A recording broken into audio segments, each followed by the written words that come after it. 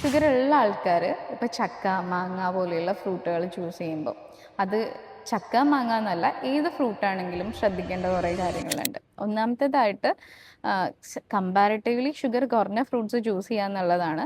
പക്ഷേ ഈ ചക്കയും മാങ്ങയൊക്കെ എന്ന് പറയുമ്പോൾ നന്നായിട്ട് ഷുഗറുള്ള ഒരു സാധനങ്ങളാണ്. സോ മാക്സിമം സീസണലായി കിട്ടുന്നതുകൊണ്ട് തന്നെ കംപ്ലീറ്റ് ആയിട്ട് അവോയ്ഡ് ചെയ്യാൻ നമ്മൾ ഒരാളുടെ അടുത്ത് പറഞ്ഞാൽ അത് അവർ പല ആൾക്കാർക്കും അത് പോസിബിൾ ആകത്തില്ല.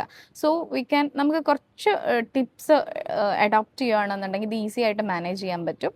ഒന്നാമത്തെ കാര്യം എപ്പോൾ കഴിക്കുന്നു, എന്തിൻ്റെ കൂടെ കഴിക്കുന്നു, എത്ര കഴിക്കുന്നു എന്നുള്ളതാണ്.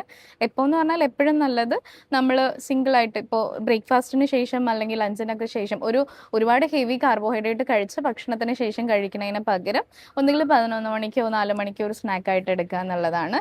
അതേപോലെ തന്നെ അധികം പഴുക്കാത്ത രീതിയിലുള്ള വെറൈറ്റീസ് എടുക്കുക, തൊലിയോട് കൂടെ കഴിക്കുന്നതാണ് എപ്പോഴും നല്ലത്.